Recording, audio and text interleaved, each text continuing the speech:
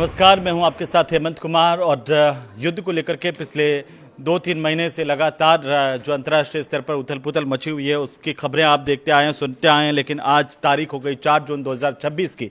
तब आखिरकार America Iran के बीच की स्थितियां क्या हैं, उन पर जरा विस्तार से हम बात करेंगे, बताएंगे कि आखिरकार कहां पर धमाका हुआ और एक भारतीय के मारे जाने की खबर मिल रही है।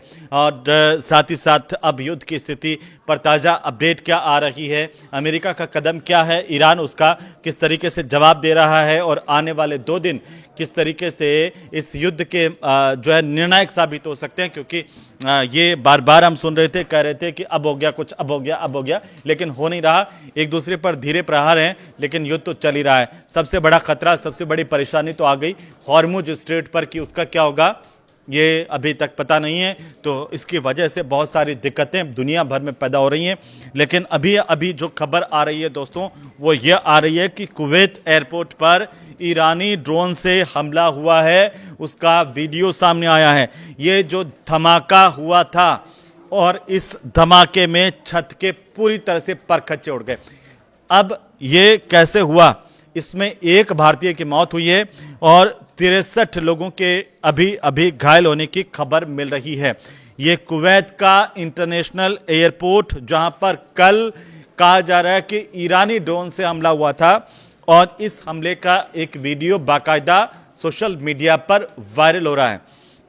अब आप देखिए इसमें हमला कैसे हुआ। एक ड्रोन जो है छत के रास्ते से एयरपोर्ट की जो पूरी की पूरी छत है उससे टकराता हुआ इस वीडियो में दिखाई दिया और इसमें उस ड्रोन के परखच्चे उड़ गए। लेकिन जो धमाका हुआ उसने एयरपोर्ट की तस्वीर बदल दी। कि आप सोचिए कि किस तरीके से यहां पर नुकसान हुआ है और एक भारतीय की मौत होने की जानकारी सामने आ रही है। हालांकि एयरपोर्ट का जो टर्मिनल फर्स्ट है, 1 नंबर टर्मिनल है, इसको भारी क्षति पहुंची थी।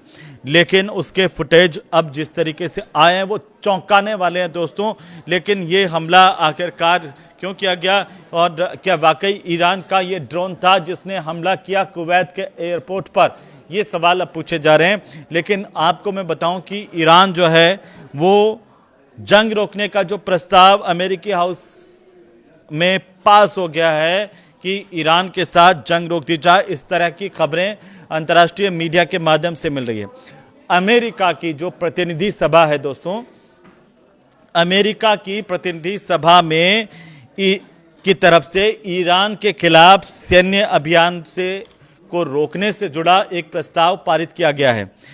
अब भाई इसके मायने क्या हैं? क्या इससे युद्ध रुक जाएगा या फिर अमेरिकी प्रतिनिधि सभा इतनी मजबूत है कि ट्रंप को उसकी बात मानने के लिए विवश होना पड़ेगा, कोई हमला नहीं होगा?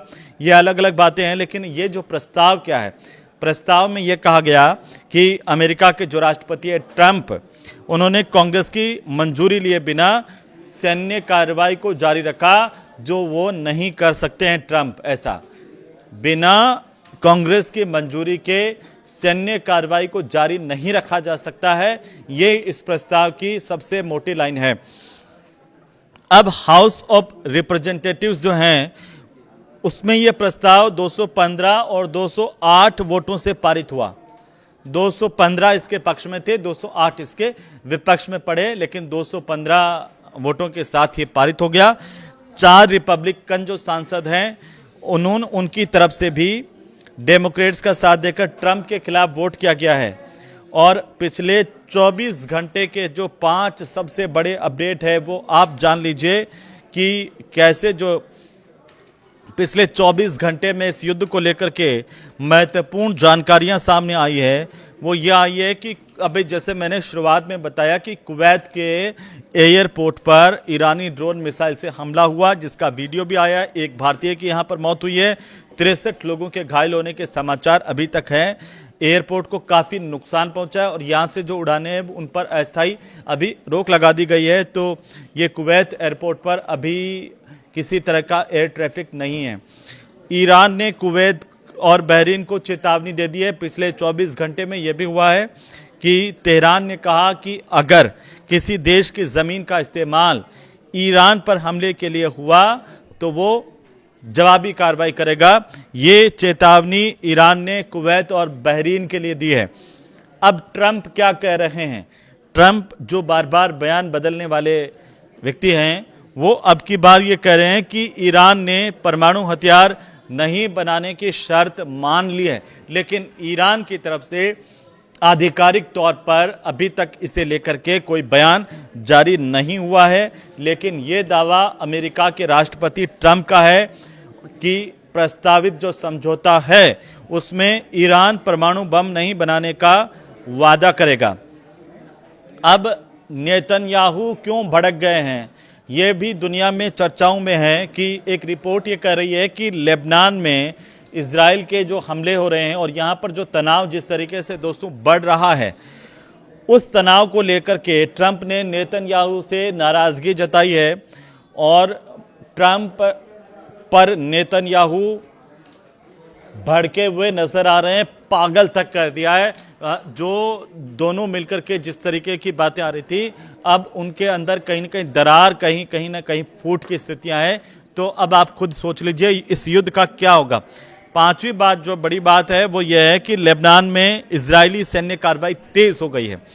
हिजबुल्लाह ने 13 हमलों का दावा किया है, जबकि इजराइल की तरफ से कई इलाकों पर हवाई हमले करने की जानकारी सामने आ रही है और यहां पर लोगों को घर खाली करने के भी आदेश दिए गए हैं। तो स्थितियां अब गंभीर है। लेकिन इस वीडियो की जो सबसे बड़ी बात है वो मैं आपको बताने जा रहा हूं, वो ये है कि अमेरिकी संसद पर ही अब ट्रंप भड़क गए हैं। ये सबसे बड़ी बात है। और ये कहा है अमेरिकी संसद को ट्रंप ने कि मेरी ताकत घटना देश हित में नहीं है, देश हित के खिलाफ है। तो ट्रंप क्या वहां पर राष्ट्रवाद के जरिए अपनी रोटी सेकने की कोशिश अमेरिका में कर रहे हैं? ये सबसे बड़ा सवाल है।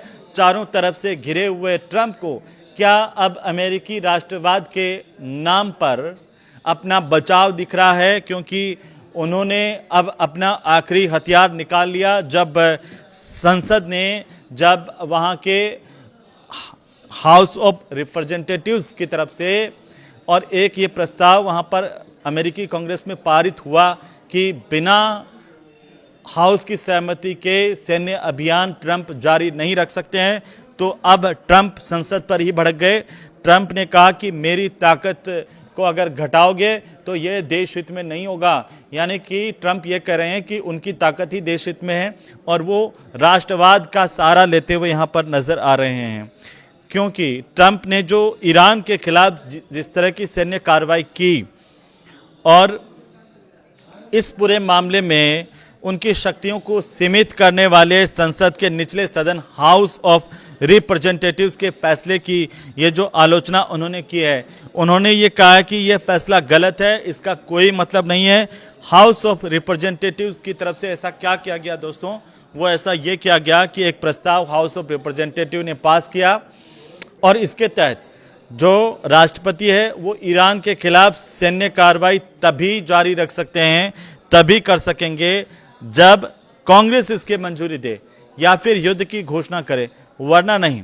तो ट्रंप अब जो बार बार जो गीदड़ भभकी कर रहे थे, दे रहे थे, ऐसा कर देंगे वैसा कर देंगे, वो उनके लिए क्या संभव नहीं हो पाएगा, ये अभी चर्चा में बना हुआ। लेकिन ट्रंप ने सोशल मीडिया पर जाकर के ये लिखा कि ये मतदान ऐसे समय में हुआ है, ये मतदान जो प्रस्ताव को लेकर के मतदान जिस तरह से पास किया, ये मतदान ऐसे समय में हुआ है जब वे ईरान के साथ चल रहे संघर्ष को खत्म करने के लिए बातचीत कर रहे हैं। तो क्या इस मतदान ने उनकी ताकतों पर रोक लगाने का काम किया है? यह देखने वाली बात होगी। इसका असर इस युद्ध पर क्या पड़ने वाला है, इसके लिए थोड़ा सा इंतजार कीजिए। फिलहाल ये वीडियो आपको कैसा लगा हमें जरूर बताइए। नमस्कार।